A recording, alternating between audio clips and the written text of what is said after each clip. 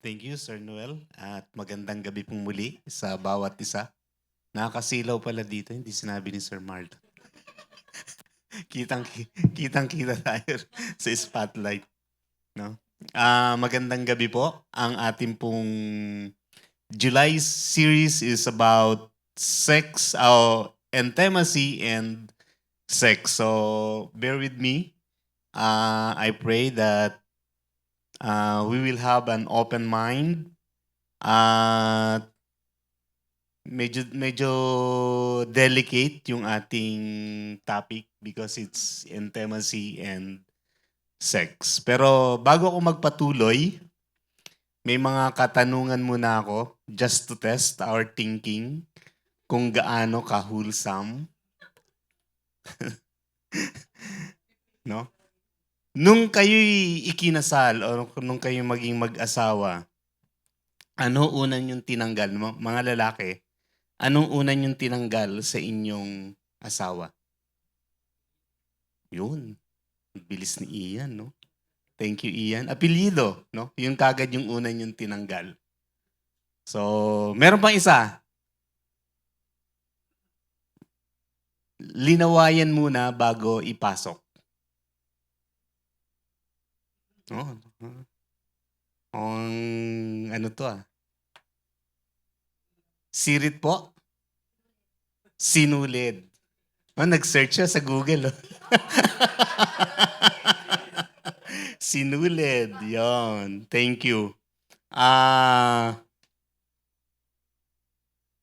Tinanong ko yon just to test, sabi ko nga, how pure is our thinking. Kasi minsan tayong mga Pilipino, it's normal sa atin na para bagang there are sentences or there are words that double meaning, right? May mga double meaning. And let's be honest, most of us are uncomfortable talking about sex. It's very taboo to us. Hindi natin yan pinag-uusapan. Kahit sa mag-asawa, I don't know, some of you discuss sex, how to do it, or kung paano nyo, kung paano nyo nagustuhan, or nagpasalamat kayo sa isa't isa after, at paano kayo nag-usap before, how you do it. Kami, pagkatapos namin, tulog kami parehas. No, hindi namin pinag-usapan. No? It's a taboo. And sometimes, kapag kami mga tao na nag-uusap nito, they are the dirty people talking about sex. We thought that those persons are dirty persons talk. No, kapag ka nag-usap about sex. Parang ang babastos ng mga tao na to, ang lalaswa ng iniisip nila. And even sa church community or sa Christians community, parang bawal o parang tabu na pag-usapan about sex. Even sa church, I don't know kung meron church na nagtuturo about sex education. There are proponents na ang sex education ay ituro sa school. But some Christians, groups, ayaw nilang payagan yung sex education sa school. Because they thought that sex education is teaching the child how to do sex. But sex is more than just contact. It's how you honor your body and how you preserve your body dahil yan ay nilikha ng Panginoon sa'yo. So, nandun yung notion na mali. Akala nga nila tuturuan yung mga kabataan, how to do sex, how to find the G-spot, no? Kahit kami sa Bible school, meron kaming tinatawag na subject na sex and spirituality. Pero ang aming teacher dito ay psychologist so that mas balanse, mas malinis niyang mai-discuss, no? Dahil umeepekto yung ating sexual life sa ating spirituality din. Before the Spanish era, Spanish period, our ancestors, Filipino ancestors, tinitingnan yung mga kababaihan na mas mataas kasi they gave life. You gave life. Nagbubuntis kayo, yung baby, pinapakain ninyo through your milk. So ganito, but kung dumating na yung Western world, na iba na yung ating pagtingin. And even in our modern world today, iba na rin ang pagtingin. That's why the world disciples people about sex more than the word of God does. Kung titingnan natin yung entertainment industry like Hollywood and the other groups, no, dito sa Pilipinas, no, pag sinabi mong Viva Max, parang iba na kagad yung notion, no? Because they teach that sex is entertainment. No? Parang sa iba parang ito'y parang nagpapasaya, nagbibigay kulay. They thought that it is entertainment. And also sex is about performance. How you perform, ano yung mga style, parang ganon. And some of them, no, tinuturo din ng entertainment industry that sex is casual. Kapag ka nagkasundo kayo, sige na, parang ganun lang. And sex is self-expression. It's also a pleasure without responsibility. And also sex is a desire without covenant. But of course, the Bible teaches us something completely different. Sex was not created by Hollywood, nor the entertainment industry, nor by the Western world. Sex was not invented by pornography. Sex was not designed by culture. Sex was not the devil's idea na para bagang pag nag-usap tayo ng sex, halimbawa kami mag-asawa, parang pag may nakarinig sa amin na parang ang bastos naman ng mag-asawang to. But it's just information, no, kung paano natin binobroad yung ating mindset about these topics, about sex. Sex was God's idea. Sabi nga, it came from God and it must be understood in God's way. Kailangan mas maunawaan natin siya. Anything powerful becomes dangerous when it is used outside its design.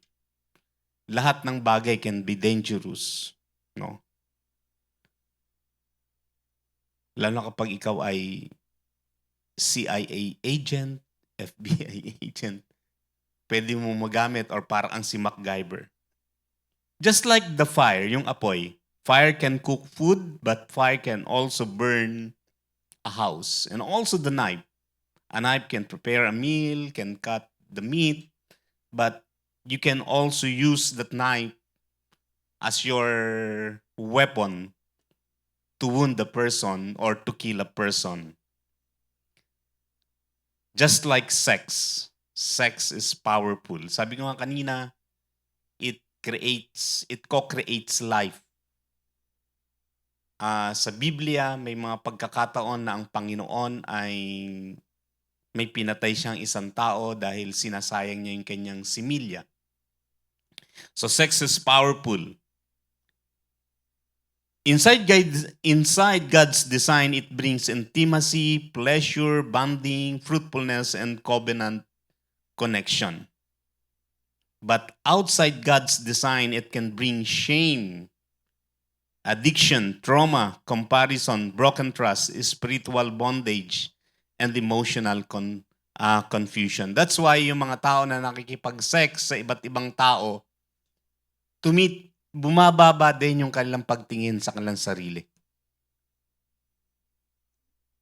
Hindi ito maipaliwanag ng mga psychologists bakit nagkakaroon sila ng theory, pero because their spiritual life are broken.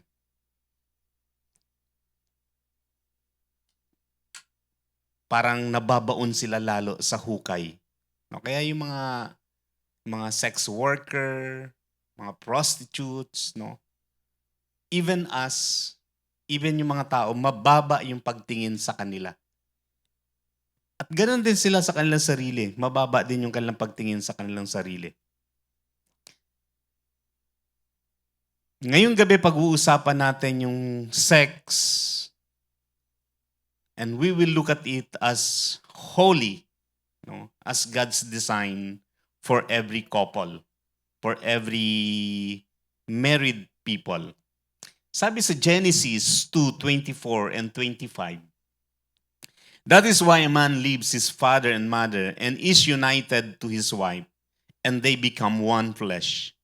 Adam and his wife were both naked and they felt no shame. Dalawang ibig sabihin, united to his wife. Magsasama sila, become one flesh, magiging isa kayo.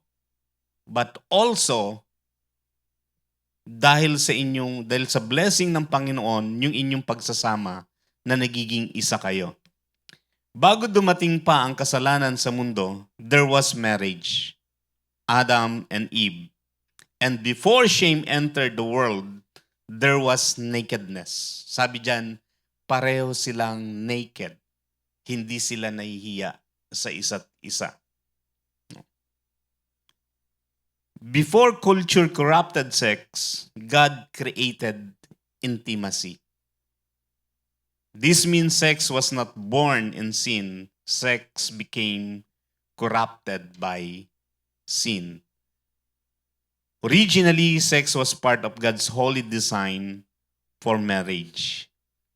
And we have to remember this. Sex is not dirty. Sex is sacred and holy.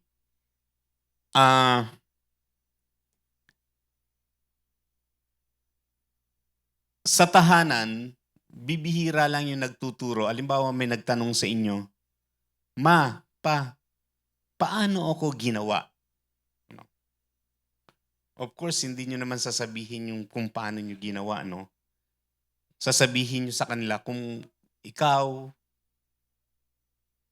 na-conceive ka sa tiyan ko, after 9 months, inilabas ka, yung mga ganon. Pero hindi na yung pinaka-detail. Pero sometimes as parents, kailangan nating ituro sa mga bata how to protect and paano alagaan ang kanilang mga sarili. And that is part of sex. That is sex education. No. Kaya kung minsan tayo parang yung mga tao na parang yung mga dirty minds na parang makakita lang ng balat, no, ng babae, parang parang nato-turn on na sila. Sorry, tumatalsik yung laway ko. Nato-turn on na sila. Sex is not dirty. Ang sex hindi marumi kapag nasa tamang covenant. No? It's how we think. Ang nagpaparumi sa sex ay hindi ang act mismo. Ang nagpaparumi ay misuse, lust, selfishness, abuse, adultery, pornography, and sex outside God's covenant. God created sex, but God also created boundaries for sex because whatever is sacred must be protected. Point number 1, sex was created by God before sin corrupted it. Maraming mga tao nag-iisip sila, no, sa relationship, sex is automatically sinful. But actually, it's a blessing when you do it sa tama. Sa inyong mag-asawa, it's a blessing para sa inyo. Medical and science also binaback-upan yung pagiging healthy ninyong mag-asawa when you do it together. Kung couple kayo, kung mag-asawa kayo. Yung inyong katawan, no? Sabi nga ng science, sabi nga ng medical, kapag nakipag-sex ka daw, parang ang katumbas nun ay nag-workout ka for 4 hours a day. 4 na oras ang katumbas nun na nag-workout ka, na nagpagod ka. At pinalulusog nito yung katawan mo. Also, it gives you a healthy heart kapag ginagawa nyo. Why? Because it is God's design. God designed the body. God designed attraction. God designed intimacy. God designed marriage. God designed fruitfulness. Dinisenyo yan ng Diyos. That means the problem is not sex. The problem is sin. Sabi sa Genesis 1:27 to 28, so God created mankind in His own image. Male and female, He created them. God blessed them and said to them, be fruitful and increase in number. So, dinisign niya ng Diyos sa atin. Dinisign yung ating katawan. Sabi nga sa Psalms ni Haring David, sa Psalms 139, na ginawa tayong may pag-iingat ng Diyos. God created you fearfully and wonderfully. Ginawa ka ng Diyos na may pag-iingat. So God blessed them. He commanded them to be fruitful. Meaning, sexual intimacy within marriage was not a curse. It was part of a blessing. Minsan kailangan as a Christian sa church, maintindihan that sex is not the enemy or not the bad one, kundi yung sin, yung kasalanan. Especially if you are a married couple desiring a person, not your spouse, the temptation. So kapag ang sex nasa loob ng marriage covenant, it is not shameful. It is honorable, healthy. Nakakapagbigay din ito ng maganda sa ating kalusugan. Pero pag ginawa mo yan sa labas, ang galing nga ng Panginoon eh. When you do it outside the covenant, when you do it outside your marriage, hindi nagiging healthy ang katawan mo. That's why nagkaroon ng mga tinatawag na sexually transmitted disease. Because they do it outside the marriage. Di ba? Napansin nyo? But when you do it, nagiging healthy ang katawan mo. Actually, sa mga kababaihan, it rejuvenate you. Kapag ka regular, no? Sabi nga ng mga expert, you do it maybe 3 times a week, nare-rejuvenate ka, no? Gumaganda ang balat mo. Hindi mo na kailangan pumunta sa belo.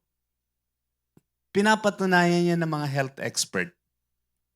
Pero kapag ginawa mo yan outside marriage, no? Ang galing ng disenyo ng Panginoon. It will bring you cursed. Hindi magiging maganda ang katawan mo. So, kailangan, sabi doon, para mas ma-enjoy natin yung blessing, ginagawa natin to sa loob lang. And we have to remember this. Do not let the world define what God designed. Sabi nga, huwag nating hayaan na yung mundo yung magdi-define kung ano yung dinisenyo ng Diyos. Kasi ngayon parang ang nangyayari dahil ginagawa ng karamihan, it looks like normal. Di ba? It looks like normal. Pero ang Diyos hindi. Kung ano yung inayawan niyo noon, even until now, until in the future, inaayawan pa rin yun ng Diyos. Hindi niya yung kukonsintihin. Sabi nga ni Sir Marlon, kapag kinonsinti yun ng Diyos, weak leader siya. But He is a good leader. He is our example. Hindi niya kukonsintihin kung ano yung mali. Kapag ang mundo yung nagturo ng sex,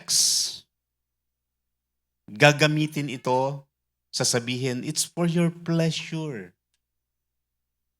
No? Kailan ba naging pangit yung kasalanan? Ano nga sabi ng iba? Masarap kasi. Pagka mali, masarap eh. No? Halimbawa, may sakit ka, diabetes ka. Masarap yung yung 100% yung sugar. Pero pagka linagay lang 20%, pero hindi, Paano po malalaman pagka 50% lang o 25% lang yung sugar? Para-pare pa yung tamis eh, di ba? Ganun pag diabetic ka, di ba? Masarap. Masarap yung soft drinks, masarap yung mga sugary food pag diabetic ka. Pero pagka diabetic ka, kailangan mo ng iwas ka sa sugar, di ba? Pero ayaw mo nun. So, ganito din yung sex. Huwag nating hayaan yung mundo yung mag-define. Kasi gagamitin ito for your pleasure. Kapag ka yung mundo yung nag-define, nagturo sa atin ng sex o ng design ng Diyos, nagiging mali. Pero kapag ang Word of God ang nagtuturo sa atin nito, maiintindihan natin that sex is about covenant. It's about honoring. It's about love. It's about responsibility. And it's about oneness. So point number 2, sex is not just physical, it is a covenantal. Sabi ng mundo, well, it's just the sex. But the Bible never treat sex as just sex. No, walang ganun sa Biblia. Sex is not just body connecting to body, no? It's not head to head, toe to toe, shoulder to shoulder. It is a life connecting to life. That's why there is spirituality in our sexual orientation or in our sexual activity. It is a soul touching soul. It is covenant expressed physically. Kaya sa Bible, ang term is one flesh. They become one flesh. Not one night. Not one feeling. Not one experiment, but one flesh. Sabi ni Pablo sa 1 Corinthians 6:16, the two will become one flesh. Tinatalakay dito ni Apostol Pablo kapag ang tao nakipag-isa ka doon sa prostitute, nagiging isa kayong katawan. Nagiging isa kayo. That's why sabi niya dito, the two will become one flesh.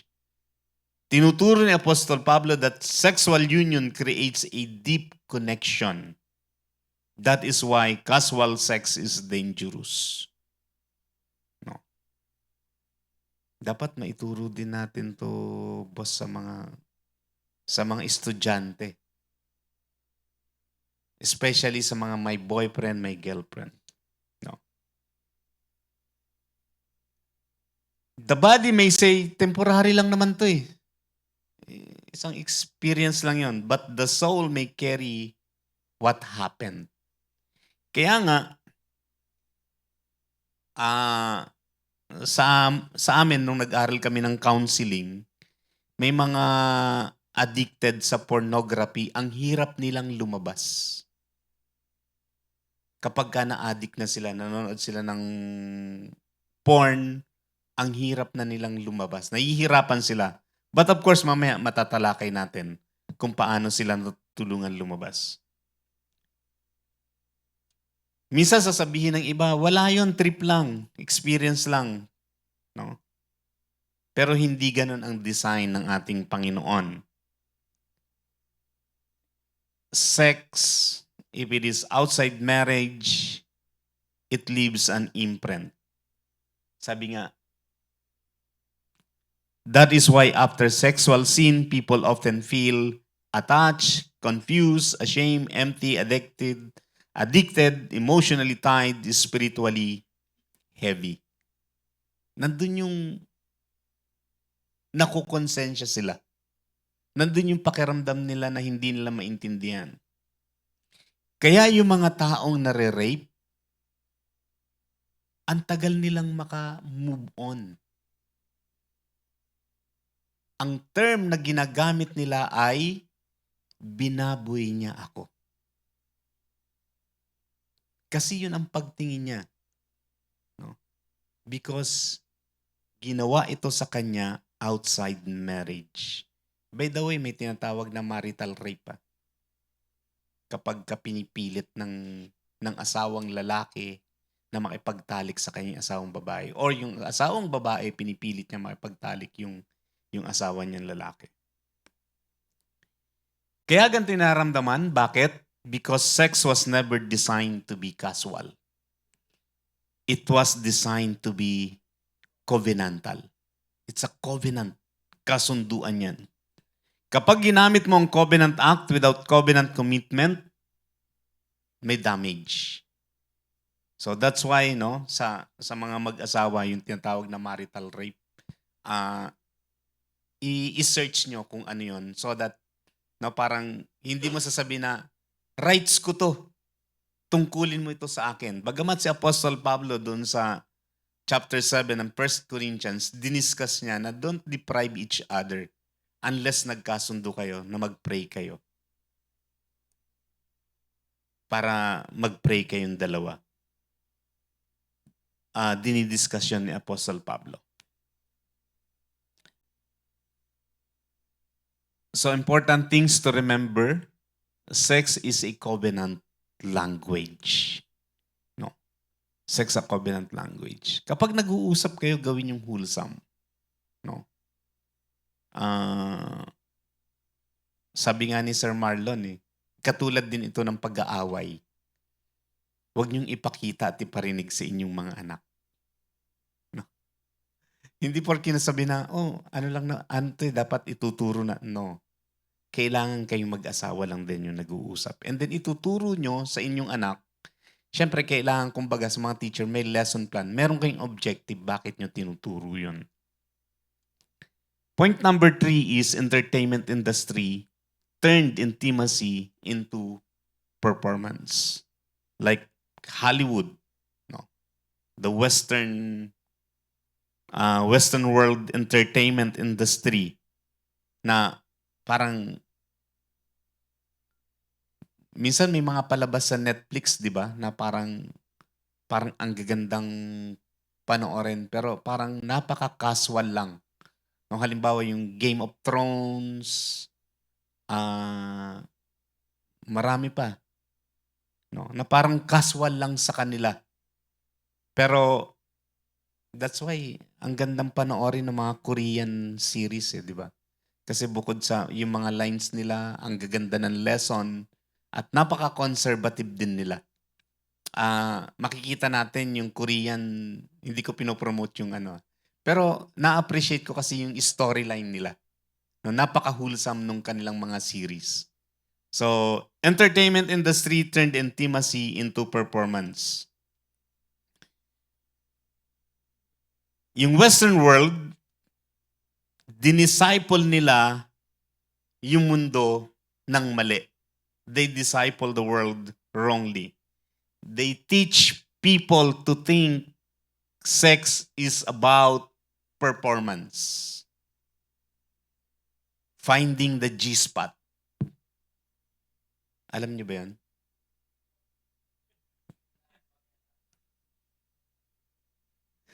Hinahanap mo yung... Ano tayo dito? Sorry sa mga nanood. Nasaan kayo? No. Pakitingnan na lang sa Google. Gcash ang alam, no? Performance, it's about finding the G-spot, no? Yung G-spot nyo kung saan. And then body image. And then fantasy. No? Selfish pleasure. Comparison. Parang, ba't yung, parang ganito. Parang, ba't yung model ng parang nagkakaroon ka ng comparison. So, titingnan mo ngayon yung wife mo, but your wife, is God's blessing to you.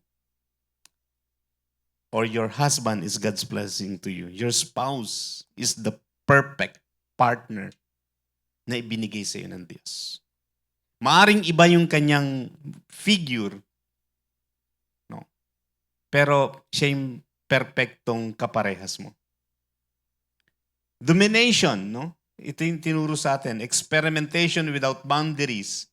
Excitement without commitment. Parang ganito. Parang pag nanood ka ng mga Hollywood movies na parang nagkagustuhan sila and then nagtalik sila, and then after a while, biglang iba na. Wala na. Parang ganun lang yun. No? Ganito yung itinuturo sa atin. Because of this, many people enter marriage with corrupted expectations. Some expect their spouse to perform like actors. No? Sasabihin sa'yo, huwag kang mag-alala, tuturuan kita. Ha? Parang ganun. Sabi sa Romans 12:2, do not conform to the pattern of this world, but be transformed by the renewing of your mind. No, parang sa business din. Sa pag-iiba ng ating isipan. Ano ba yung ating pananaw? Sabi nga ni Saint Augustine, kasi every morning nakakaranas siya ng ng kanyang, sabi niya, ito yung hindi ko maintindihan sa aking sarili. Sabi niya, that's why I chastise myself. Well, si Saint Augustine kasi bago siya naging pare, meron po siyang asawa at meron siyang anak. So may tinatawag siyang sexual life sa kanyang asawa. Pero dahil nga nakilala siya sa Panginoon, i-devote niya yung kanyang sarili sa Diyos, naging pari siya. So, nag-practice siya ng celibacy. Kaya lang hindi niya maintindihan sa kanyang sarili. Dahil nakaranas na siya nun, hindi niya na maintindihan sa kanyang sarili bakit niya naranasan yon at bakit niya nararamdaman yon. Nagkakaroon siya ng interest. That's why sa kanyang libro about sex and spiritual life, isinulat niya doon kung paano yung nararamdaman at kung paano isusuko ng isang tao yung buhay niya para sa Diyos. Nang sa ganon, mababago yung kanyang isipan. Ginagamit niya rin to na renewing of your mind, na i-focus mo sa salita ng Panginoon kapag dumarating sa iyo ang temptation. If the world shape our view about sex,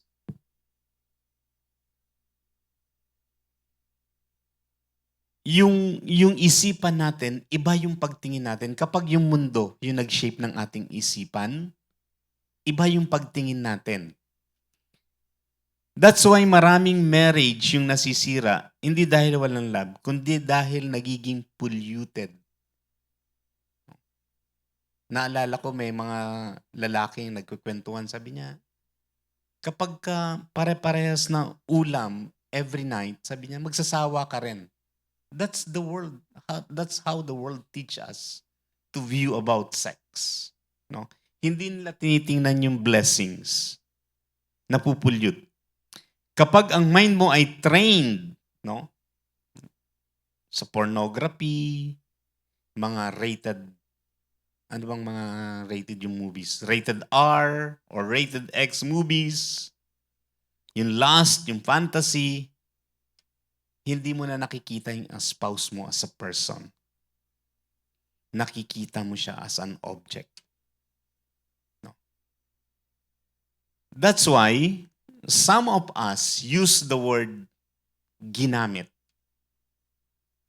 My husband used me last night, my wife, parang, no?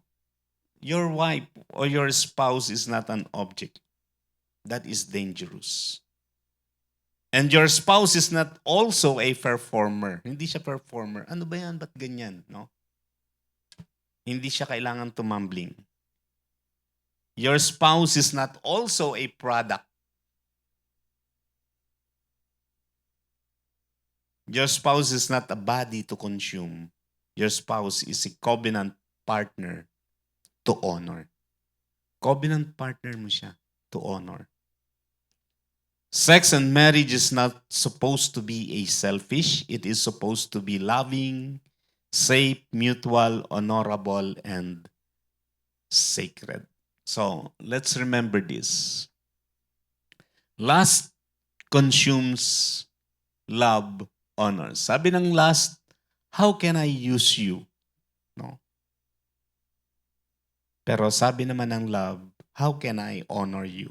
That's why sa mga mag-asawa, maging sa mga nanonood, Huwag niyong sabihin na ginamit nyo or no, but you honor each other. No. Okay po ba yan? Nagkakasundo po ba tayo doon? So the body is not a toy. Point number 4. Ayun. Sabi kay Sir Noel, start tayo na maaga kasi marami tong points na ginawa ko. 8 points to eh.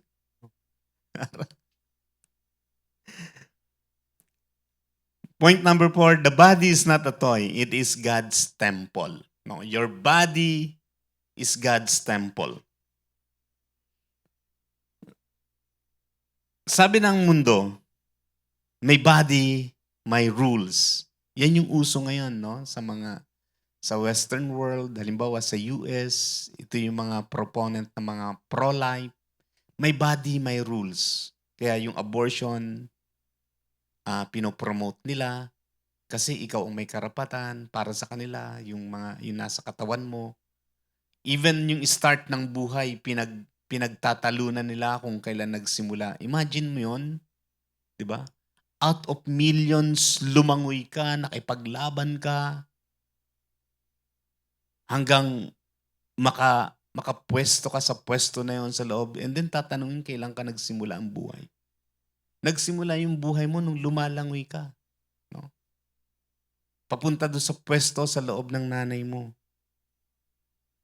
Sasabihin lang, may body, may rules, kaya pinapa-abort.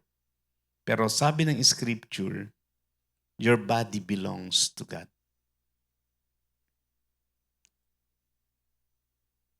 The body is not biological. It is spiritual. That means what you do with your body matters. You cannot separate sexuality from spirituality. That's why your body is a temple. Huwag mong sirain. Even sa bisyo, kahit sa pagkain. No? That's why, nung napunta ako dito sa Change Life, dati nagpapastor ako, palaki ako ng palaki. Sabi ko, siguro dahil sa pagka-opera ko sa gallbladder ko. Pero nang balik ako dito sa Change, napunta ako ng Change Life, nag-practice uli ako ng tinatawag na fasting. No, kasi sabi sa pastor, ang laki ng tiyan mo. Nahihiya ako pag malaki na yung tiyan. Pero nag-practice kasi this is a temple of God. Hindi lang doon, no? Yung sa bisyo, kailangan alagaan din natin ang ating katawan. That's why we exercise. No? Para maalagaan natin. Sabi sa 1 Corinthians 6:19-20, your bodies are temples of the Holy Spirit. You are not your own. You were bought at a price. Therefore, honor God with your body. Hindi pwedeng sa nguso lang, hindi sa puso. No? Kailangan, kung paano tayo nagpupuri sa Panginoon, paano tayo nagpapasalamat, kailangan galing sa puso. Hindi galing lang sa nguso. Your body is not a cheap. Your body was purchased by Christ. Hindi pwedeng sabihin ng Christian, body ko naman to. No, katawan ko naman to. Actually, hindi lang siya body mo. You belong to God. That's why your body is God's temple. Kaya pag ginamit natin yung katawan natin for lust, adultery, fornication, or selfish pleasure, hindi natin napaparangalan ang Diyos. Maliwanag yon doon sa Galatians chapter 5, no? Verse 18 to 20. The work of the flesh are clear, sabi niya. Hindi makakapasok sa kaharian ng Diyos yung mga gumagawa ng mga ito.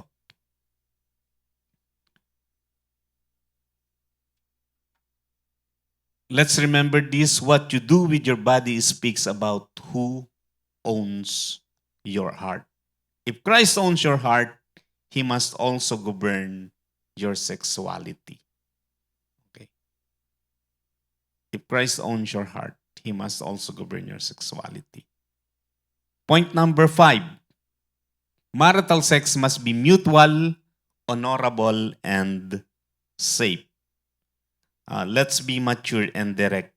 The Bible teaches that married couples should be use sex should not use, sex as a weapon. No? Sabi nga dun sa 1 Corinthians chapter 7, dinidiscuss ni Paul yung sex life ng mag-asawa. Huwag nyo daw i-deprive yung isa't isa.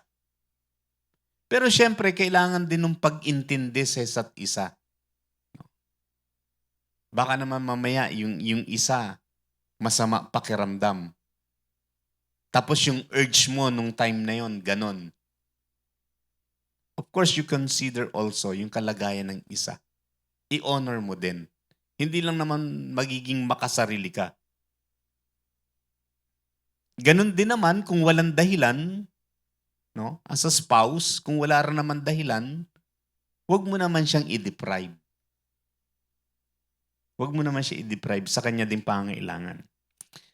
Do not use sex to manipulate. Do not use sex to punish. May kakilala kaming mag-asawa noon eh. Every time na mag-aaway sila, nag-away sila ngayong July, magbibilang ka ng 9 months, manganganak. So nag-away sila, no? And then after 9 months, may bagong baby. The same. Ganun yung cycle nila. Pag nag-aaway sila. So, do not use sex to punish. Do not use sex also to control, but also do not use scripture. No, sabi sa 1 Corinthians chapter 7, huwag mo akong i-deprive, no? Ginamit mo pa. Okay lang yung katulad nung ginawa ni Sir Marlon, yun dun sa may nila na paalala. No? It is better to have a small gain than to have a big gain comes from dishonest, no? Okay lang yung ganon, na parang every time na mag-open sila ng cash box ba yun? O dun sa sa harapan. No? Makikita nila, nangongonsensya sila Sir Marlon. Nangongonsensya sila ma'am, no? At least makikita nila how to be faithful in their work, na kung saan ito yung ginagamit ng Panginoon na a channel of blessing para sa kanila, no? Para ma-enjoy naman nila yung fruit of their labor. Pero sa mag-asawa, para makontrol natin sa sex, huwag naman natin gamitin yung scripture. One body na tayo. Tapos ayaw mo ngayon tumabi sa akin o ayaw mo akong pagbigyan, no? Sabi ng Panginoon, sabi ng Biblia, one body tayo. Sabi sa 1 Corinthians, do not deprive. Huwag naman ganun. Huwag naman natin gawin. Parang, natin siya. Siyempre, huwag din nating i-force. Sabi nga, pag finorce natin, may tinatawag na marital rape. At ganun din ang kaso niyan, no? And also, do not abuse your spouse. Biblical intimacy is not selfish demand. It is a mutual love. Ito yung sinasabi ko. The husband should fulfill his marital duty to his wife and likewise the wife to her husband. Do not deprive each other except perhaps by mutual consent. Baka gawin natin yung pang-hostage no? Sa ating wife, no? At least sabi dyan, may mutual consent. Tingnan natin yung balance, no? Yung husband may responsibility sa kanyang wife. The same is true sa wife, may responsibility din sa husband. Pero hindi siya inaan na selfish. Marriage is not to give anyone the right to abuse. Okay? Marriage does not remove consent, tenderness, communication, and care. Ang biblical sex sa marriage ay hindi karapatan ko ito kaya ibigay mo. No. Hindi ganun yun. That is selfishness. Biblical intimacy says, I belong to you and you belong to me, so I will honor you. No. There must be communication. There must be care. There must be sensitivity. There must be emotional safety. Kung may pain, may trauma, may fear, exhaustion, resentment, or unresolved conflict, pag-usapan nyo. Huwag yung katulad yun sa kakilala namin na pagtapos sila mag-away after 9 months mga anak. No. Sabi nga dito, sex and marriage is not ownership for control. It is covenant for honor. Your spouse is not your property to use. Your spouse is your covenant partner to love. No. Magandang sa panahon ngayon, especially sa mga katulad sa generation nyo, nag-iiba na rin yung pananaw, no, patungkol sa pag-aasawa. Mas, kumbaga, parang mas lumalawak.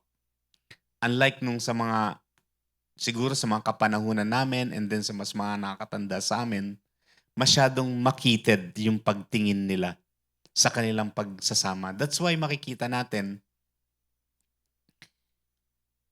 I don't know kung paano yung inyong parents. Ako personally, yung parents ko, ang tingin ng tatay ko sa nanay ko ay parang pag-aari niya. Hindi niya pwedeng gawin yon, hindi niya pwedeng. Pag sinabi ng tatay ko, dito ka umupo, kailangan dun siya upo. No, parang ganon. No, sobra, no. Kung hindi gagawin yun ng nanay ko, nauupo siya dito sa tinuturo, of course mag-aaway sila. At yung pag-aaway nila hindi lang yung verbal. No, so may sakitan. But iba yung panahon ngayon, no? Iba na yung panahon ngayon, mas nagiging broaden na yung pagtingin. That's why maganda din, no, na kung saan lumalago kasi yung information sa atin mas nagiging madali. Noon, para makakuha ka ng information, kailangan magbukas ka ng maraming libro. Pero ngayon, one click away na lang. And even minsan, dumadaan na sa feed mo. No? So, nai-educate ka na. So, your spouse is your covenant partner to love. Sexual desire, point number 6, must be governed, not denied. Kailangan mas nakokontrol natin. Kumbaga, nag-govern natin. Kaya nga sabi ni Saint Augustine, naglalagay daw siya ng chastity sa kanyang pag-aari. I mean, kinokontrol niya. Hindi naman siguro literal yun na nagsusod siya ng bakal, no, sa kanyang, o nalagay niya ng padlock sa kanyang pag-aari. Kundi, ibig sabihin, dinidisiplina niya yung kanyang sarili. Sabi ni Saint Augustine. Why? Because sexual desire is real. Hindi spiritual maturity ang magpanggap na wala kang desire. Hindi mo sasabihin, ako kahit 56 na ako, no, may mga time na may ganun pa rin. Sabi nga sa pag-aaral, pag nasa 50s ka, babae, lalaki, mas prone ka sa ganun. Mas prone ka sa ganun. God created desire. Naghahangad tayo, may gusto tayong gawin. Inilagay din yan sa atin. Iwinire din yan ng Diyos sa atin. Meron tayong desire. But that desire must be governed by wisdom, holiness, and self-control. When we say holiness, holy means set apart. When we say holiness, dapat isineset apart natin yung buhay natin for this certain purpose. That's holiness. And self-control. Self-control is one of the ingredients dun sa fruit of the Holy Spirit. The goal is not to pretend you are not sexual. No, the goal is to submit your sexuality to God. Isinusuko mo sa Diyos yung sexual desire mo. Sabi nga sa 1 Thessalonians 4:3-5, it is God's will that you should be sanctified, that you should avoid sexual immorality, that each of you should learn to control your own body. Kalooban ng Diyos na tayo ay ma-sanctified at makontrol din natin yung ating sarili. Yung Bible, sabi niya, salita ng Diyos, Hindi niya sinabi that you pretend you have no desire. Ina-acknowledge ng salita ng Diyos, even ng Diyos, yung ating katawan, yung ating isipan, even the negative feeling. Ina-acknowledge na ng Diyos. Kaya nga nagbibigay siya ng mga guidelines para hindi tayo tumungo doon sa pagkakasala. Sexual desire is real, but that desire or sexual desire is not your master. Hindi lahat ng nararamdaman mo dapat sundin. Hindi lahat ng attraction galing kay Lord. Hindi rin lahat ng desire dapat i-feed. So sa maturity, kailangan matutuhan nating i-control. Tayo mismo, ibibigay natin yan sa Diyos. Kasi kung tayo lang, hindi natin yan kaya. Important things to remember, desire is not sin, but unmanaged desire can lead to sin. Sabi sa Santiago, mapalad yung tao na nagtagumpay sa mga pagsubok. Pagpapalain siya ng Diyos. You are not responsible for every temptation that appears, but you are responsible for what you entertain, feed, hide, and pursue. Muntik pang malaglag. So, you are responsible. Tandaan natin. We are free to do everything. But we are not free to the consequences of the things we done. Malaya tayong gawin lahat.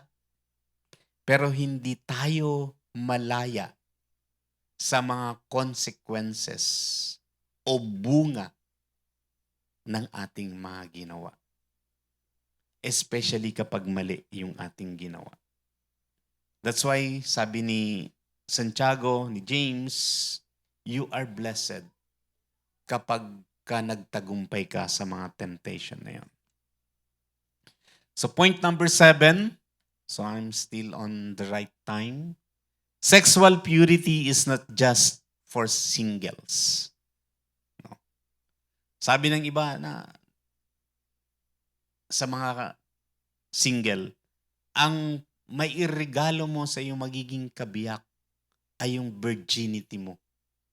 Yung pagiging pure mo. But sexual purity is not just for singles. Many people think purity is only for unmarried people. But married people needs also to preserve that purity. Anong ibig sabihin? Married person can still be sexual impure through pornography. No. Sa counseling may nag-confide sa akin na mag-asawa naman sila. Para daw ano bang term yun? Para ma-intuit sila doon, no, sa act. Nanonood muna sila ng porn silang mag-asawa. No. So, of course, the counseling, no, so kailangan nilang pagdaanan yung counseling. So, it's not purity. And also emotional affairs secret. Emotional affairs pala, sorry. So, ano ba yung ating iniisip? And then, secret conversations. No. That's why sa counseling, kapag nagka-counsel, lagi yung mapapansin ninyo, yung kwarto, yung kanyang pintuan is mirror so that nakikita yung nasa loob. Yung counselor and the counselee. No. Lustful imagination, no? Ano nga sabi ni Congressman Bong Suntay na nag-iimahinasyon siya kay sino yung artista na yon. That's why umani siya ng negative reaction kay Ann Curtis, no? At umani siya ng negative reaction, no? Yung imagination. And then the comparison. kino-compare mo yung spouse mo. Flirting, no? Married ka na, nagfi-flirt ka pa, no? So, adultery, no? Fantasy outside the spouse, using sex selfishly. Yung tinatawag na, no, total couple, married naman, yung tinatawag na masturbation. No? So,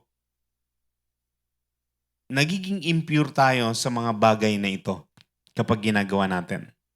We have to keep our purity.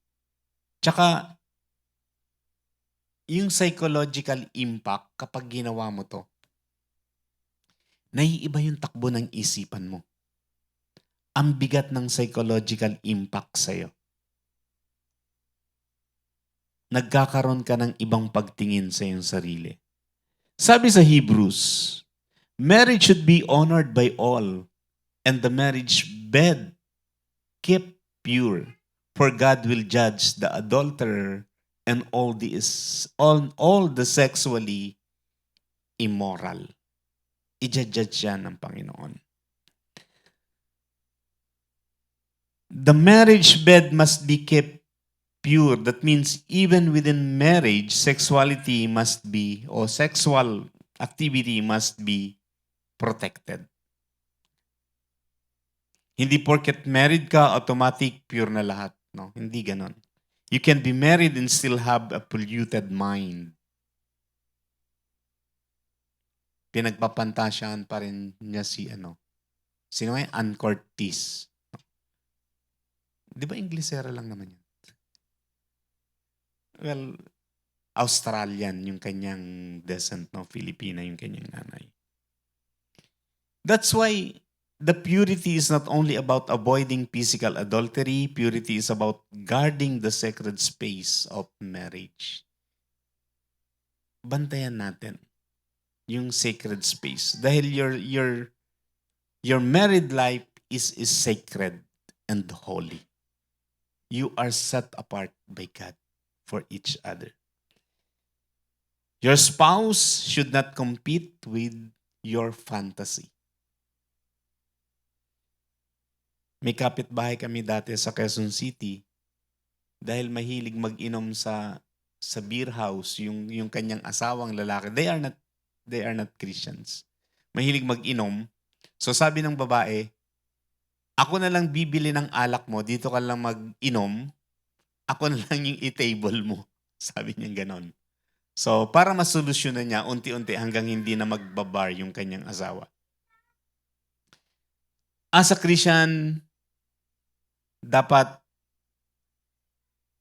napoprotektahan natin yung married purity ng mag-asawa. Because marriage is sacred and holy, so we have to protect it. Things to remember, faithfulness is not only what you do with your body, it is also what you allow in your heart. Napakabigat nung ating spiritual life. Kailangan, sabi nga kasi yung puso natin, this is the seat of our spirituality. Sabi nga ng Panginoon sa Gospel sa Matthew, kung ano yung laman ng puso natin, ito yung lumalabas sa ating bibig. That's why we have to guard our heart. A faithful body with a faithful imagination is still dangerous. Ito yung pinakamaganda. Point number 8. God can heal sexual shame, wounds, and brokenness. Itong pinamaganda sa Panginoon. Ano man yung ating past na experiences, yung pagtingin mo sa katawan mo, sa sarili mo, whatever psychological effect on that sexual sin, God can heal. God can heal it. God can heal sexual shame, your wounds, and your brokenness. Yung iba, parang nahihiya. Of course, nakakahiya naman talaga kapag ka nakagawa tayo ng ganon. Nahihiya dahil sa ganito. Because of the past sexual sin, past abuse, past watching pornography, past abortion, past adultery, past fornication, past trauma, past mistakes. But the goal of God is not to crush you with shame. Hindi para sirain ka. God's goal is to restore you with the truth and grace. With His truth and grace. No? Magkasama yung dalawa na yan. Balance yan. Hindi naman tayo pwedeng puro na lang truth, otherwise we condemn the person. Na para bagang wala na siyang pag-asa sa Panginoon. Hindi rin naman pwedeng puro grace, otherwise aabuso naman siya. Ganito pala ang batas ng Panginoon eh. Mapagmahal siya. At yung pagmamahal niya, hindi naman nagpaparusa. No. Truth and grace. No, ito yung katotohanan. Hindi pinapayagan to ng Diyos. Ngunit may pag-asa ka kapag isinuko mo lahat at lumakad ka sa kanyang kalooban. Kapag tayo tinamaan, na-convict tayo sa ganitong klaseng mga mensahe, then God is speaking to you. He wants you to be in His presence. He wants you to have relationship with you. He wants you to become His child. No. God do not condemn you, but He wants you to restore. Sabi sa Romans 8:1, therefore there is now no condemnation for those who are in Christ Jesus. Hindi niya na tayo hatulan. Kagandahan nga sa Panginoon, hindi ka na niya tatanungin kung bakit mo ginawa yun eh. Hindi ka na niya tatanungin kung anong pag ginawa mo. Anong sasabihin niya sa'yo? Huwag ka na magkasala uli. Lumakad ka. Magpatuloy ka. Maybe may part sa buhay natin na nasira because of wrong sexual choices. Maybe may nangyari sa atin because of the past activities. But this is one thing. God can heal your brokenness. And there's nothing impossible for God. Sabi nga niya kay Jeremiah sa 29, is there anything hard for me? Meron bang mahirap para sa akin? Sabi naman ng Panginoon Kristo, no, kay Peter, nothing is impossible with God. That's why stop hiding. Stop pretending. Stop carrying the shame alone. Bring it and surrender it to God. We know, Lord, kayo lang makakapaglinis. And if need, no, nandito lang naman kami bilang pastor, counselor, no, if you want a pastoral help, professional support, nandito lang po kami sa CLC. Sabi nga, important things to remember, shame hides grace. Shame hides, grace heals. Sorry, nakalimutan ko yung tuldok. The enemy uses shame to keep you in darkness. Sasabihin sa'yo ng kaaway, laki na ng kasalanan mo. Hindi ka na pwede dyan. No? Mahiya ka naman. No. Ginagawa yun ng kaaway para hindi ka manumbalik sa Diyos. But God uses truth to bring you into freedom. Practical applications. Kung may single pa sa mga nanonood, do not awaken intimacy before covenant.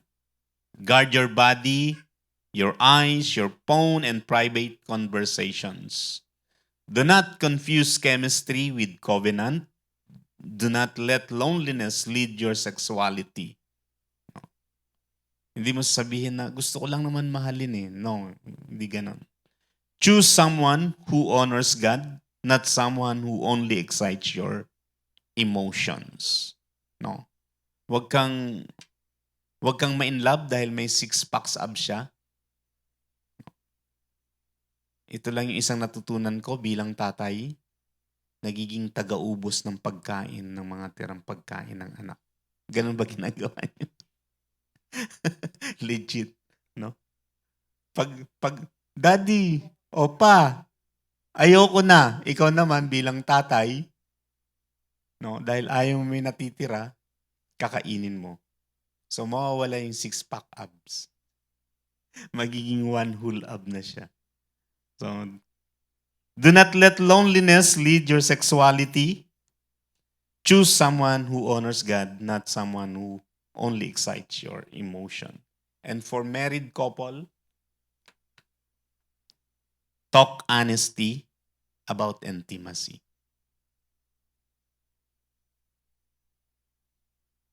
Nagte-thank you ba kayo sa partner nyo after nyo gawin yun? Thank you for being with me. Thank you for lending a time, no? For spending time with me. Nagte-thank you ba kayo? Or pagtapos, at least mag-usap pa rin kayo. Do not use sex as punishment or control. No? Kapag busy si husband, kayong mga wife, huwag naman kayong maglagay ng lotion, no? Sa harapan niya. Halimbawa may tinatapos siyang project, may tinatapos na proposal, dahil gusto mo na siya ring matulog, ang gagawin mo, maglalagay ka ng lotion sa hita mo, sa legs mo. Parang inaakit mo siya. Don't use sex as punishment or control. Remove pornography and fantasy from the marriage. Build emotional safety before physical intimacy. Practice tenderness, patience, and mutual honor. Protect the marriage bed from outsiders' secrets and comparison. Huwag mo sabihin, ba't si kumari pagka nag-kiss masarap? No, huwag ganon. Bad yun. Protect the marriage bed from outsiders, secrets, and comparison. And for those with sexual brokenness, bring your pain to God. Surrender your pain to God. He will help you. He will cleanse you. Confess what needs to be confessed. Kung nagkasala ka, sabihin mo. Get help where help is needed. If you want counselor, just seek a counselor. Magpa-counsel kayo mag-asawa, marriage counseling. Stop feeding what is destroying you. Kung alam mo nakakasakit yun, huwag mo nang pakainin yun. Huwag mo nang gawin. Believe that restoration is possible. So, sa mga mag-asawang nanonood, if you are broken, restoration is possible. Just surrender it to God. Key truth, sex was God's idea, not the devil. Hindi ito ginawa ng kaaway, hindi ito ginawa ng devil, hindi ito ginawa ni Satanas. Kundi ang Diyos mismo ang nag-implant nito sa atin. But anything God creates, the enemy tries to corrupt. That's why ang sinisira talaga ng kaaway yung pamilya. Yung mag-asawa. Kasi kapag nasira kayong mag-asawa, magiging sira din yung community. Kapag nasira kayong mag-asawa, papabayaan nyo na yung pamilya nyo. No? A strong nation, a strong community, the foundation is a strong married life. Naniniwala tayo, kaya nga tayo may relationship talk, even in your business, no? Naalala ko sa India, dun sa organization na pinagtrabahoan namin dati, NGO.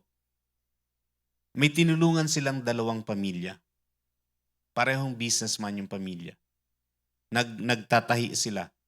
Nais sila ng mga damit. Yung isang pamilya, tinulungan nila, pero nag-aaral sila ng Word of God. Tinuturuan nila kung paano yung gantong relationship, kung paano yung makikitungo sa tao. Parang katulad ng ginagawa natin every Thursday. May business talk, may relationship talk. But the other family, binigyan lang nila ng puhunan, tinuruan lang nila kung paano gagawin yung pananahe. Parehong pamilya, parehong umunlad. Umunlad sa business. Pero itong pamilya na nagba-Bible study, nag-aaral ng salita ng Diyos, maraming taong natutulungan.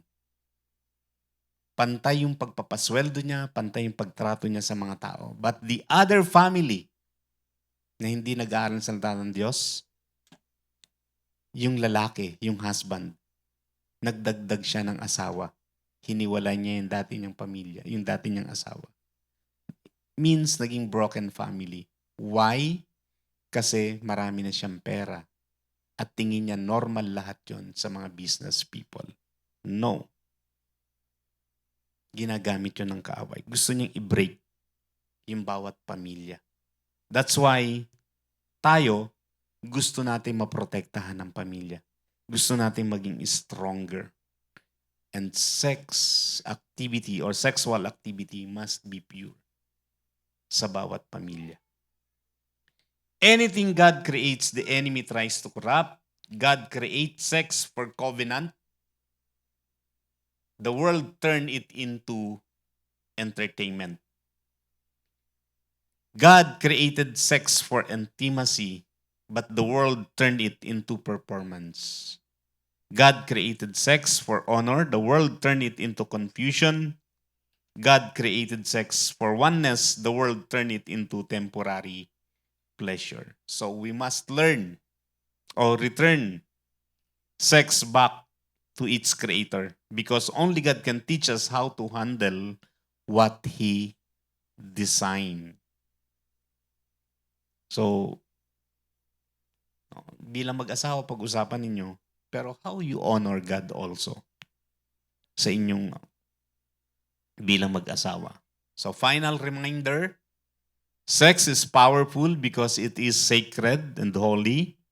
Do not treat sacred things casually. Do not let Hollywood or entertainment industry disciple your bedroom. Do not let pornography define intimacy. Do not let lust lead your body. Do not let shame own your past. Let God restore your understanding. Let God renew your mind. Let God sanctify your body. Let God protect your covenant. So let's declare this. And 3, go. I declare that my body belongs to God. My sexuality will not be shaped by Hollywood, pornography, lust, or culture. I believe that sex was created by God and must be honored God's way. I reject shame, impurity, selfishness, secrecy, and sexual confusion. I choose holiness, covenant, faithfulness, self-control, and honor. If I am single, I will protect my purity. If I am married, I will protect our sacred space. If I am wounded, I believe God can heal me. My body is a temple. My marriage is sacred. My sexuality belongs under the lordship of Jesus Christ. In Jesus' name, amen. Thank you po and God bless sa bawat isa.